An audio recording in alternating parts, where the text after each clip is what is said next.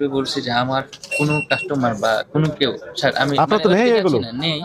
But হচ্ছে কোনো অভিযোগ বা এটা যদি থাকে বা কোনো সময় আসে, আমি ব্যবসা আমার লাইফ এখন টাইম আমরা ব্যবসা বলি বন্ধ ভোক্তা করবো, এটা আমি অধিদপ্তর আপনাকে বলছি। 3 ধরনের কাজ করে, একটা হচ্ছে প্রতিকারমূলক, আরেকটা প্রতিরোধমূলক, জি আরেকটা হচ্ছে প্রচারমূলক। জি।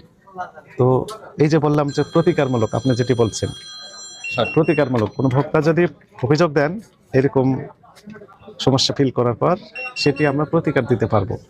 আর একটা হচ্ছে প্রতিরোধমূলক, যেন এরকম ঘটনা না ঘটে। জি। এই জন্যই মূলত আমরা একটু কষ্ট করে রোজার দিন এই আমি মার্কেটগুলোতে আমরা খুবই যে আপনারা আসছেন তদারকি আমাকে করছি। তদারকি করছেন, জিনিসটা আমার এটি সম্পূর্ণ হচ্ছে মাথায় প্রতিরোধ থাকবে, লাইফ করার জন্য। টাইমের জন্য আমি এটা মাথায় রাখবো। আপনারা আসছেন, এখন আমি তো অপরাধ ইতিমধ্যে করে দিয়েছেন।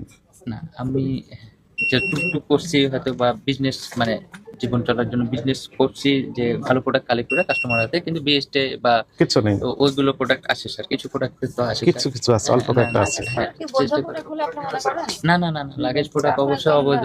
হ্যাঁ, তো লাগেজ এগুলো করতে পারবেন না, আপনার তো অনেক সই না, লাগেজ প্রোডাক্ট আছে, তো প্রেসক্রিপশন। সেগুলো বৈধ না অবৈধ? বিক্রয়যোগ্য নাকি না? যেমন এই যে এগুলো আমাদের পারচেসের উপরে যেগুলো পারচেস করা, সেগুলো যেগুলো ব্র্যান্ডেড।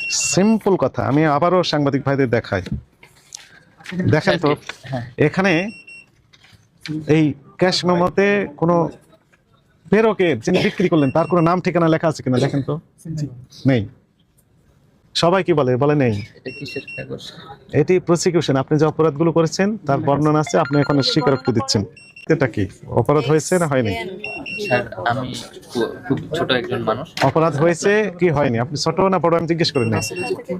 আপনি যে থিওরিতে আছে, সে থিওরিতে যে থিওরিতে আমি করছি, সেখানে দেখা হলো যদি অপরাধ হয়ে থাকে, অপরাধ হয়েছে। মানে যদি এমআরপি ছাড়া যেটা আমি বিক্রি করছি বা পারচেজ Importer করছি, ছাড়া। ইম্পোর্টার ছাড়া পারচেজ করছি, সেটা অপরাধ হয়েছে। এবং আপনি হোলসেলও করছেন, না হোলসেল করি না স্যার, ওই যে পাশের দোকানে বিক্রি করছেন, পাশের দোকানে এই যে আমার কাছে ডকুমেন্ট আছে, তো ডকুমেন্ট নিয়ে আসছি আমি তো। হোলসেল বলতে ওই হোলসেল না, আমরা সাপ্লাই দিই না। ওই যে পাশের দোকানে দেখা হলো আমার কাছে কোনো প্রোডাক্ট থাকলো, ওর কাছে যদি না থাকে আমার কাছ থেকে নিয়ে গেল, এটাই। তাহলে এগুলো কালেকশন করতে হবে, না করলে তো আমরা ব্যবসা করতে দিতে পারবো না।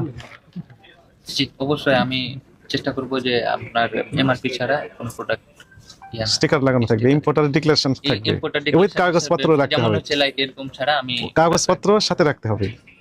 যাদের যাদের প্রোডাক্ট কিনবো আমি, তাদের কাগজপত্র সহ। আপনাকে এই সতর্কতামূলকভাবে 30,000 টাকা জরিমানা আরোপ করা হলো। কথা বললে আমরা বাড়িয়ে দেবো।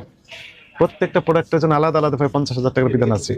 আপনার এখানে হাজার হাজার প্রোডাক্ট রয়েছে, এই প্রত্যেকটাতে আইনে তো দণ্ডনীয় অপরাধ, এগুলো করতে পারবেন না।